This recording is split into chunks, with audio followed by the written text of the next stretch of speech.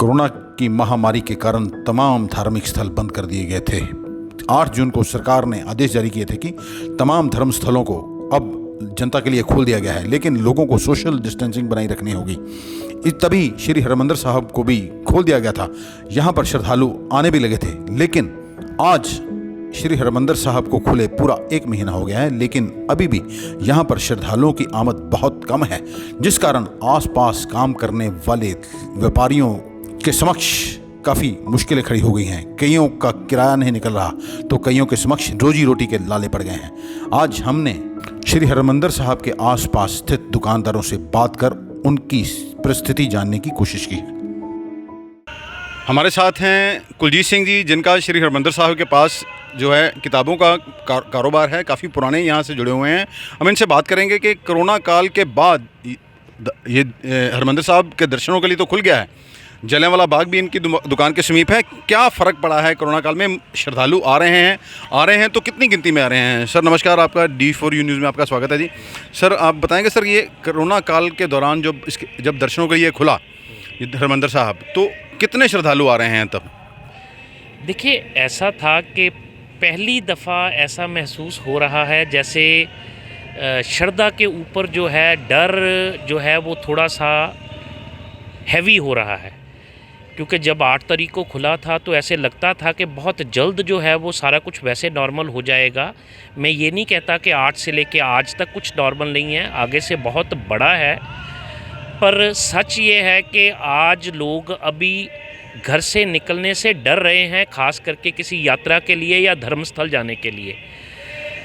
अगर ये टाइम जो है एक्चुअल छुट्टियों का था जब, तो मुझे लगता है कि अगर आज मैं देखूंगा तो 10% से ज़्यादा श्रद्धालु यहाँ पे नज़र नहीं आते, और जो श्रद्धालु हैं भी वो पंजाब से ज़्यादा हैं, जो सुबह आके शाम को वापस जाना प्रेफर करते हैं। शहर की इकॉनमी तो इसी के साथ जुड़ी है। अगर कोई 1 रात या 2 रात के लिए यहाँ पे रुकता है, वो खाना खाता है, वो शॉपिंग करता है, पर ऐसा अभी जो है वो बिल्कुल भी नज़र नहीं आ रहा। सच यही है कि सुबह जो लोग आते हैं वो शाम तक वापस जाना पसंद करते हैं। तो यात्रु जो है वो अपनी श्रद्धा के लिए गुरुद्वारा साहिब में जो आ रहा है, पर व्यापार के अगर मैं नुक्ते नज़र से देखूंगा तो कहीं ना कहीं इस पे बहुत ज़्यादा बुरा प्रभाव कोरोना का जो है वो। अच्छा कुलजीत जी, ऐसा है कि जैसे जहाँ तक हमें मालूम है कि अमृतसर की जो इंडस्ट्री है वो पर्यटक बेस्ड है, और श्री हरमंदिर साहब का यहाँ होना हमारे लिए सौभाग्य की बात है कि यहाँ अमृतसर में श्री हरमंदिर साहब जैसा जो है धार्मिक स्थल है, और शहीदी स्थल भी है यहाँ पर जलियांवाला बाग। तो सर कितना कामकाज प्रभावित हुआ है कोरोना के काल के दौरान?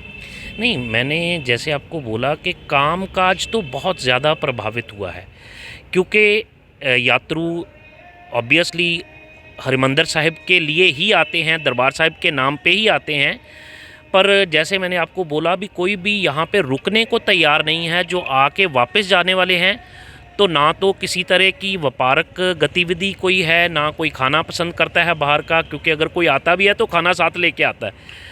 तो इसका ओवरऑल इफ़ेक्ट बिज़नेस पे अगर मैं कहूँगा तो आज के दिन में तो 95% होगा। तो सर आपको लगता है कि अब आने वाले दिनों में ऐसा रहेगा या कुछ सुधार हो जाएगा जी? नहीं, देखिए ऐसा है, पहली बात तो है आस पे ही सारी दुनिया जीवित है, मुझे लगता है कि चेंज होगा, पर फिर भी मुझे लगता है कि अभी 2-3 महीने शायद जो हैं इसका इम्पैक्ट ऐसे ही ज़रूर बना रहेगा, क्योंकि अभी लोगों के दिमाग से इस बात को निकाल पाना शायद इतना आसान नहीं होगा। धन्यवाद। ये थे कुलजीत सिंह, जिन्होंने बताया कि 1 महीना पहले श्री हरमंदिर साहब को आम लोगों के लिए दर्शनों के लिए खोल दिया गया था। आज पूरा 1 महीना हो गया है, लेकिन इस 1 महीने के दौरान जो श्रद्धालु हैं उनकी संख्या काफ़ी कम है। पहले हर रोज़ यहाँ पर 1 से 1.5 लाख श्रद्धालु आते थे, जिनकी संख्या घटकर करीब 10 से 15 हज़ार रह गई है। तो अब उम्मीद ये है कि की जा रही है कि अरदास भी भगवान से और वाहिगुरु से यही की जा रही है कि ये इस कोरोना काल से अब मुक्ति दिलाई जाए पूरे विश्व को, ताकि ज़िंदगी जो है पटड़ी पर आ सके। हम भी यहाँ यही अरदास करने के लिए आए हैं कि ज़िंदगी पटड़ी पर आए और ये कोरोना की महामारी ख़त्म हो। अब हम पहुँचे हैं श्री हरमंदिर साहब के ठीक सामने, जो कारोबार कर रहे हैं, इनका धार्मिक किताबों का भी काम है और महाराज गुटके भी हैं इनके पास। इनसे बात करेंगे यहाँ से कब से कारोबार कर रहे हैं और कोरोना काल के दौरान इनको क्या नुकसान हुआ है। सर नमस्कार सर। सर ਤੁਹਾਡਾ ਨਾਂ ਜੀ? मेरा नाम Gurdeep Singh, Baba Gurdeep Singh and sons novelties and gifts, Ghanta Ghar Amritsar, दुकान नंबर 3। ਪਾਪਾ ਜੀ ਕਦੋਂ ਤੋਂ ਤੁਸੀਂ ਇੱਥੇ ਕਾਰੋਬਾਰ ਕਰ ਰਹੇ ਹੋ? ਅਸੀਂ 1975 ਤੋਂ ਗੋਲਡਨ ਟੈਂਪਲ ਕੰਪਲੈਕਸ ਦੇ ਵਿੱਚ ਕਾਰੋਬਾਰ ਕਰ ਰਹੇ ਹਾਂ। ਤੇ ਪਾਪਾ ਜੀ ਹੁਣ ਕਾਰੋਬਾਰ ਦਾ ਕੀ ਹਾਲਾਤ ਹੈ ਜੀ? ਪਹਿਲੇ ਤੁਹਾਡੇ ਪੁਰਖਾਂ ਨੇ ਇਹ ਦੁਕਾਨ ਦੀ ਸ਼ੁਰੂਆਤ ਕੀਤੀ ਹੋਣੀ ਜੀ? ਨਹੀਂ ਨਹੀਂ, ਇਹ ਦੁਕਾਨ ਅਸੀਂ ਆਪ ਖੁਦ ਸ਼ੁਰੂਆਤ ਕੀਤੀ ਸੀਗੀ ਤੇ ਅੱਜ ਤੱਕ ਆਪ ਹੀ ਇਸ ਦਾ ਮੈਨੇਜਮੈਂਟ ਕਰ ਰਹੇ ਹਾਂ। ਲੇਕਿਨ ਜੋ ਵੀ ਹੁਣ ਕਰੋਨਾ ਤੋਂ ਬਾਅਦ ਹਾਲਾਤ ਨੇ, ਇਹਨਾਂ ਦੇ ਵਿੱਚ ਕਾਰੋਬਾਰ ਇਸ ਵੇਲੇ ਜ਼ੀਰੋ ਆ, 1% ਵੀ ਕਾਰੋਬਾਰ ਨਹੀਂ ਹੈਗਾ। ਅਸੀਂ ਸਵੇਰੇ 9 ਵਜੇ ਆਉਂਦੇ ਹਾਂ, ਰਾਤੀ 8 ਵਜੇ ਜਾਂਦੇ ਹਾਂ। ਇੰਨੇ ਟਾਈਮ ਦੇ ਵਿੱਚ ਕੋਈ ਵੀ ਪੁੱਛਣ ਵਾਲਾ ਨਹੀਂ ਆਉਂਦਾ ਵੀ ਤੁਸੀਂ ਦੁਕਾਨ ਖੋਲ੍ਹ ਕੇ ਬੈਠੇ ਹੋਏ ਹੋ, ਸਾਨੂੰ ਕੋਈ ਚੀਜ਼ ਚਾਹੀਦੀ ਹੈ ਤੇ ਅਸੀਂ ਲੈ ਜਾਈਏ। ਪਾਪਾ ਜੀ ਤੁਸੀਂ ਕੀ ਤੁਹਾਡੇ ਕੋਲ ਦੁਕਾਨ 'ਚ ਕੀ ਸਮਾਨ ਹੁੰਦਾ ਜੀ? ਸਾਡੇ ਕੋਲ ਸਾਰਾ ਧਾਰਮਿਕ ਸਮਾਨ ਹੈ, ਕੰਗੇ, ਕੜੇ, ਕਿਰਪਾਨਾਂ, ਗਾਤਰੇ, ਰੁਮਾਲਾ ਸਾਹਿਬ, ਸਿੱਖ ਧਰਮ ਤੇ ਸਿੱਖ ਇਤਿਹਾਸ ਦੀਆਂ ਬੁੱਕਸ, ਇੰਗਲਿਸ਼, ਪੰਜਾਬੀ, ਹਿੰਦੀ ਤੇ ਗੁਰੂ ਗ੍ਰੰਥ ਸਾਹਿਬ ਜੀ ਦੀਆਂ ਸੈਂਚੀਆਂ ਤੇ ਗੁਰੂ ਗ੍ਰੰਥ ਸਾਹਿਬ ਦੇ ਸਟੀਕ, ਹਰ ਤਰ੍ਹਾਂ ਦੀਆਂ ਕਿਤਾਬਾਂ ਤੇ ਨੀਲੇ ਰੰਗ ਦੀਆਂ ਤੇ ਦੂਸਰੇ ਰੰਗਾਂ ਦੀਆਂ, ਪੱਕੇ ਰੰਗ ਦੀਆਂ ਦਸਤਾਰਾਂ ਤੇ ਸਰੋਪੇ ਹੁੰਦੇ ਨੇ। ਅੱਛਾ ਪਾਪਾ ਜੀ ਇੱਥੇ ਤੁਸੀਂ ਕਿਰਪਾਨਾਂ ਦੀ ਗੱਲ ਕੀਤੀ, ਕਿਰਪਾਨਾਂ ਦੀ ਵੀ ਇੰਡਸਟਰੀ ਹੁੰਦੀ ਸੀ ਜਿਹੜੀ ਕਿ ਬੰਦ ਹੋ ਗਈ ਹੈ, ਉਹਦੇ ਬਾਰੇ ਵੀ ਕੁਝ ਦੱਸੋਗੇ? ਦੇਖੋ ਜੀ, ਜਦੋਂ ਤੋਂ ਪਹਿਲਾਂ ਚਾਈਨਾ ਤੋਂ ਕਿਰਪਾਨਾਂ ਆਉਣੀਆਂ ਸ਼ੁਰੂ ਹੋ ਗਈਆਂ, ਫਿਰ ਰਾਜਕੋਟ ਤੋਂ ਬਣਨੀਆਂ ਸ਼ੁਰੂ ਹੋ ਗਈਆਂ, ਉਹਦੇ ਨਾਲ ਉਹਨਾਂ ਦੀ ਦਿੱਖ ਤੇ ਉਹਨਾਂ ਦੀ ਜਿਹੜੀ ਕੁਆਲਿਟੀ ਹੈ ਵੇਖਣ ਨੂੰ ਬਹੁਤ ਵਧੀਆ ਸੀਗੀ। ਲੇਕਿਨ ਵੀਅਰ ਐਂਡ ਟੀਅਰ ਦੇ ਵਿੱਚ ਉਹ ਕਿਰਪਾਨਾਂ ਜ਼ੀਰੋ ਸਨ, ਇਸ ਕਰਕੇ ਇੱਥੋਂ ਦਾ ਜਿਹੜਾ ਕਿਰਪਾਨਾਂ ਦਾ ਕਾਰੋਬਾਰ ਸੀਗਾ ਉਹ ਖਤਮ ਹੋ ਗਿਆ। ਅੱਛਾ ਪਾਪਾ ਜੀ ਤੁਸੀਂ ਸਰਕਾਰਾਂ ਕੋ ਕੀ ਡਿਮਾਂਡ ਕਰਦੇ ਹੋ? ਦੇਖੋ ਪਹਿਲੇ ਜੇ ਅਸੀਂ ਗੱਲ ਕਰੀਏ ਕਿ ਪਹਿਲੇ ਤੱਕ ਬਹੁਤ ਗ੍ਰਾਹਕ ਸੀਗਾ, ਰੋਜ਼ 1-1.5 ਲੱਖ ਸ਼ਰਧਾਲੂ ਆਉਂਦੇ ਸੀ, ਹੁਣ ਸ਼ਰਧਾਲੂ ਕਿੰਨੇ ਰਹਿ ਗਏ ਜੀ? ਸ਼ਰਧਾਲੂ ਇਸ ਵੇਲੇ 2-3% ਹੀ ਹੈਗੇ ਨੇ ਜਿਹੜੇ ਉਹ ਵੀ ਲੋਕਲ ਨੇ ਅੰਮ੍ਰਿਤਸਰ ਦੇ। ਉਹਨਾਂ ਨੇ ਕੋਈ ਪਰਚੇਜ਼ ਨਹੀਂ ਕਰਨੀ ਹੁੰਦੀ, ਉਹ ਮਹਾਰਾਜ ਦੀ ਹਾਜ਼ਰੀ ਭਰ ਕੇ ਤੇ ਘਰਾਂ ਨੂੰ ਚਲ ਜਾਂਦੇ ਨੇ। ਤੇ ਅਸੀਂ ਪਾਪਾ ਜੀ ਕਹੀਏ ਫਿਰ ਤੁਹਾਡੇ ਕੀ ਰੋਜੀ ਰੋਟੀ ਦਾ ਵੀ ਸੰਕਟ ਆ ਗਿਆ ਹੈ? ਸਾਨੂੰ, ਅਸੀਂ ਭਾਵੇਂ ਮਿਡਲ ਕਲਾਸ 'ਚ ਹਾਂ, ਪਰ ਸਾਨੂੰ ਕਾਰੋਬਾਰ ਦੇ ਦੌਰਾਨ ਬਹੁਤ ਪ੍ਰੋਬਲਮਾਂ ਨੇ। ਅਸੀਂ ਘਰੋਂ ਜਿਹੜਾ ਪਹਿਲਾਂ ਕਮਾਇਆ ਹੋਇਆ ਸੀਗਾ ਉਹੀਓ ਖਾ ਰਹੇ ਹਾਂ। ਬਾਕੀ ਸਾਨੂੰ ਸਰਕਾਰ ਵੱਲੋਂ ਕੋਈ ਕਿਸੇ ਕਿਸਮ ਦੀ ਸਹਾਇਤਾ ਨਹੀਂ ਦਿੱਤੀ। ਅਸੀਂ ਪੇਪਰਾਂ ਦੇ ਵਿੱਚ ਵੀ 5-6 ਵਾਰੀ ਦੇ ਚੁੱਕੇ ਹਾਂ ਕਿ ਇਹ ਦੁਕਾਨਾਂ ਜਿਹੜੀਆਂ ਨੇ ਪੂਡਾ ਦੀਆਂ ਨੇ, ਪੂਡਾ ਵਾਲੇ ਜਿਹੜੇ ਨੇ ਉਹ ਇਹਨਾਂ ਦਾ ਕਿਰਾਇਆ ਮਾफ़ ਕਰਨ, ਬਿਜਲੀ ਵਾਲੇ ਬਿਜਲੀ ਦਾ ਬਿੱਲ ਮਾफ़ ਕਰਨ, ਤੇ ਉਸ ਤੋਂ ਬਾਅਦ ਜਿਹੜਾ ਵਾਈਫਾਈ ਹੈ ਉਹ ਵੀ ਬੰਦ ਰਿਹਾ ਵਾ, ਉਹਦਾ ਵੀ ਸਾਨੂੰ ਮਾफ़ੀ ਦਿੱਤੀ ਜਾਵੇ। ਜਿਹੜੇ ਲੈਂਡਲਾਈਨ ਦੇ ਟੈਲੀਫੋਨ ਨੇ ਉਹਨਾਂ ਦੀ ਵੀ ਮਾफ़ੀ ਦਿੱਤੀ ਜਾਵੇ। ਤੇ ਜਿਹੜਾ ਪੁੱਡਾ ਵਾਲੇ ਹਰ 3 ਸਾਲ ਬਾਅਦ 20% ਕਿਰਾਇਆ ਵਧਾਉਣ ਦਾ ਹੈਗਾ ਵਾ, ਉਹ ਵੀ ਸਾਨੂੰ ਮਾफ़ ਕੀਤਾ ਜਾਵੇ। ਕਿੰਨਾ ਕਿਰਾਇਆ ਦੇ ਰਹੇ ਹੋ ਪਾਪਾ ਇਸ ਵੇਲੇ? ਅਸੀਂ ਇਸ ਵੇਲੇ 12,000 ਰੁਪਇਆ ਕਿਰਾਇਆ ਦੇ ਰਹੇ ਹਾਂ। ਤੇ ਜਦੋਂ ਤੁਸੀਂ ਸਾਹਮਣੇ ਕੰਪਲੈਕਸ 'ਚ ਦੁਕਾਨ ਸੀ ਤੁਹਾਡੀ, ਉਦੋਂ ਕਿੰਨਾ ਕਿਰਾਇਆ ਸੀ ਜੀ?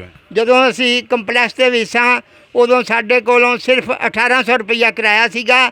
ਉਹ ਤਕਰੀਬਨ ਹਰ 3 ਸਾਲ ਬਾਅਦ ਉੱਥੇ 10% ਜਾਂ 15% ਦਾ ਵਾਧਾ ਹੁੰਦਾ ਸੀਗਾ। ਉਹ ਵਾਧਾ ਕਰਨ ਤੋਂ ਬਾਅਦ ਜਦੋਂ 4 ਸਾਲ ਪਹਿਲੇ ਸਾਨੂੰ ਇੱਧਰ ਸ਼ਿਫਟ ਕਰਾਇਆ ਗਿਆ ਵਾ, ਉਦੋਂ ਸਾਡਾ ਕਿਰਾਇਆ 1800 ਰੁਪਇਆ ਸੀਗਾ।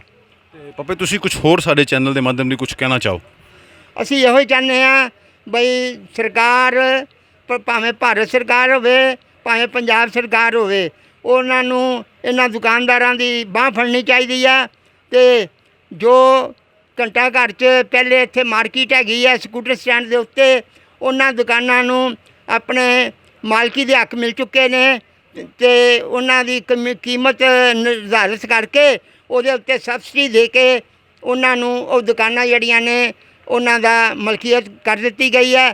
ਅਸੀਂ ਵੀ ਚਾਹੁੰਦੇ ਹਾਂ ਬਈ ਸਾਨੂੰ ਇਹਨਾਂ ਦਾ ਜੋ ਇੱਥੇ ਰੈਂਟ ਮੁਤਾਬਕ ਜੋ ਜ਼ਮੀਨ ਦਾ ਭਾਅ ਆ ਉਹ ਪਲੱਸ ਕੰਸਟਰਕਸ਼ਨ ਦੇ ਪੈਸੇ ਗਿਣ ਕੇ ਤੇ ਸਾਨੂੰ ਇਹਦੇ ਉੱਤੇ ਰਿਬੇਟ ਦੇ ਕੇ ਜਿੰਨੀ ਕਿ ਉਹ ਮਾਰਕੀਟ ਵਾਲਿਆਂ ਨੂੰ ਮਿਲੀ ਹੈ ਉਹ ਰਿਬੇਟ ਦੇ ਕੇ ਤੇ ਸਾਡੇ ਕੋਲੋਂ ਕੀਮਤ ਵਸੂਲ ਲਈ ਜਾਵੇ ਤਾਂ ਕਿ ਅਸੀਂ ਕਿਰਾਏ ਤੋਂ ਨਿਜਾਤ ਹੋ ਪਾਈਏ।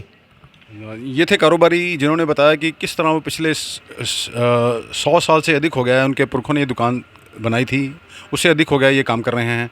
कोरोना के महामारी के दौरान जो यहाँ पर आने वाले श्रद्धालुओं की संख्या वो भी कम हो गई है और इनका सारा कारोबार तो श्रद्धालुओं पर ही निर्भर है, क्योंकि वो आते थे, ख़रीदारी भी करके ले जाते थे। अब इनका काम ना मात्र रह गया है। वो कहते हैं कि हमारे ऊपर रोजी रोटी का भी संकट आन पैदा हुआ है, इसलिए हमारी भी सरकारों से दरख्वास्त है कि कारोबारियों की ज़रूर सुनी जाए। अमृतसर से D4 न्यूज़ के लिए दीपक भंडारी की खास रिपोर्ट।